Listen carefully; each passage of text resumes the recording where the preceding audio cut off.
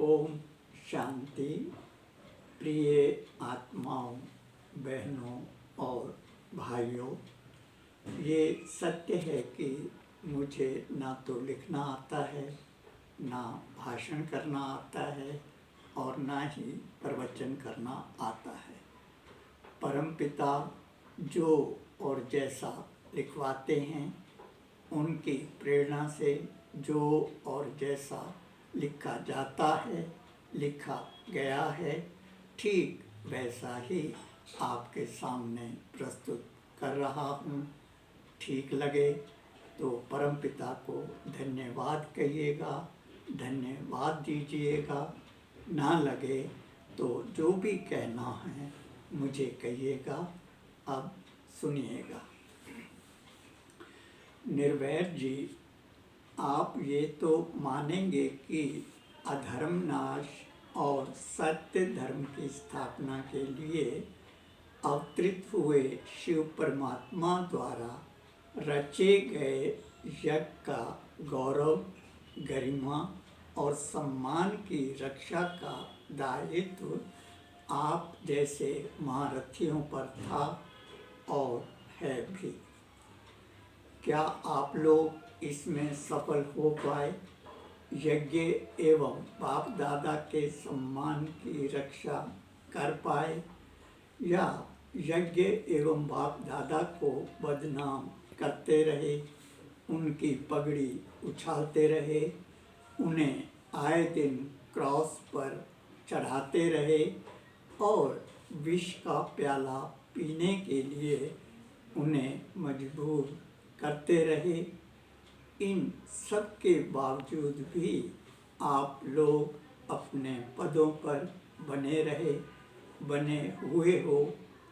जिन्हें आप अज्ञानी कहते हो, वो भी ऐसे हालात में बिना किसी के कहे नैतिकता के आधार पर अपना पद त्याग देते हैं, छोड़ देते हैं। पर आप ऐसा क्यों करोगे? आप अज्ञानी थोड़े ही हो, आप तो ज्ञानी हो। क्यों? ज्ञानी हो ना। समर्पित आत्माएं सोचें और बताएं कि क्या उन्होंने बाप दादा की पगड़ी उछालने या उछलते हुए देखते रहने के लिए घर छोड़ा था, घर छोड़ा है?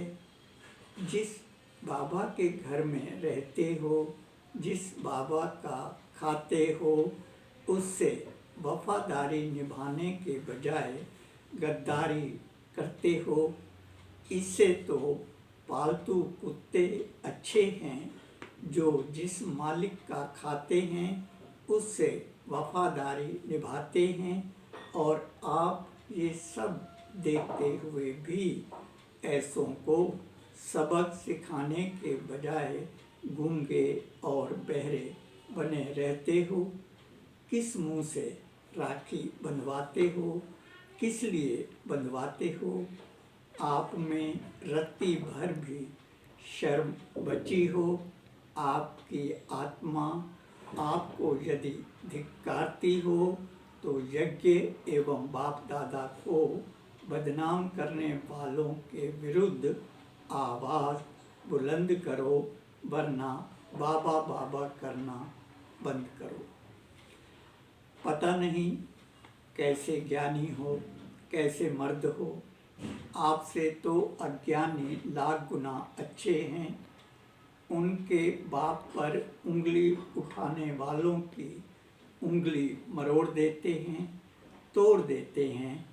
और आप कायरता की चादर ओढ़ते हो, कायरता दिखलाते हो और अपने को मास्टर सर्वशक्तिवान कहलाते हो। ऐसे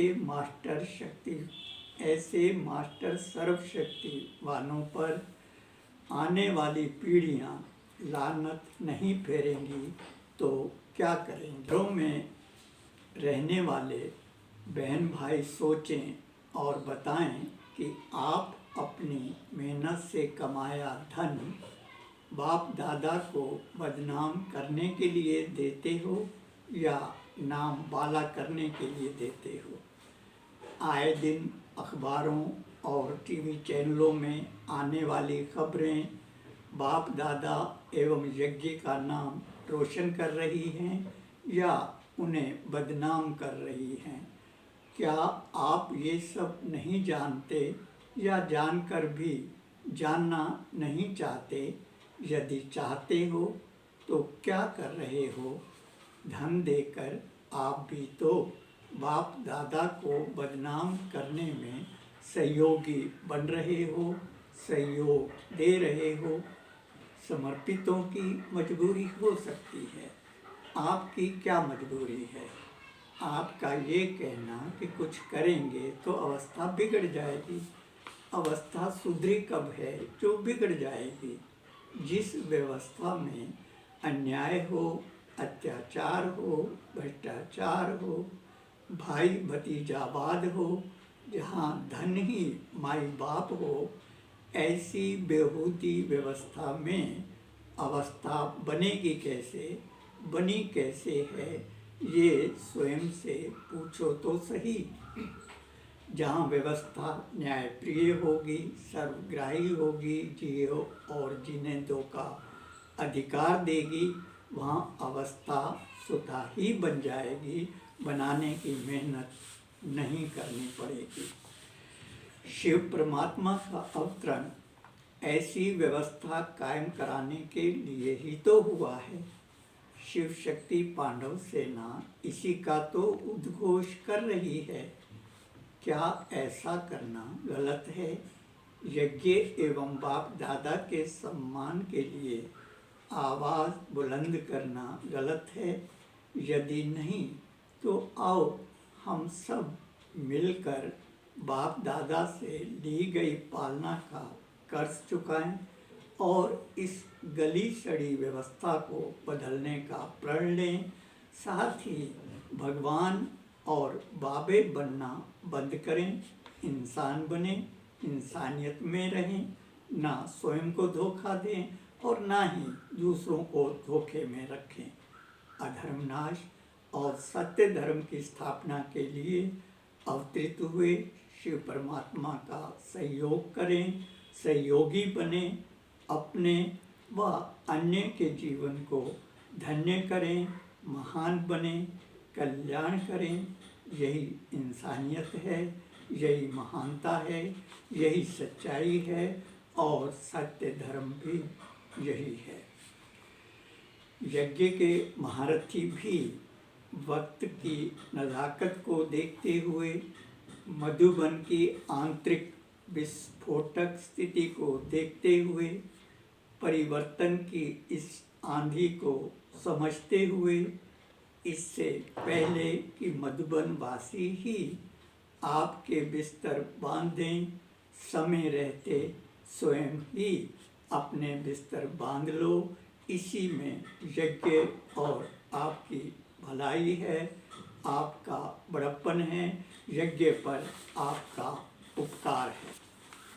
हमें नाज है अपनी ऐसी बहनों पर, भाइयों पर, पिता श्री ब्रह्मा पर, जिन्होंने अपना सर्वस्व निछावर कर योग तपस्या के बल पर अपना जीवन धन्य किया, धरती माँ पर उपकार किया, हमें जीना सिखाया, नया जीवन दिया, हमें नया जीवन दिया, हमारे जीवन को धन्य किया। ऐसी आत्माओं को सच्चे हृदय से बारंबार शिव शक्ति पांडव सेना कोटि कोटि प्रणाम करती है और करती रहेगी।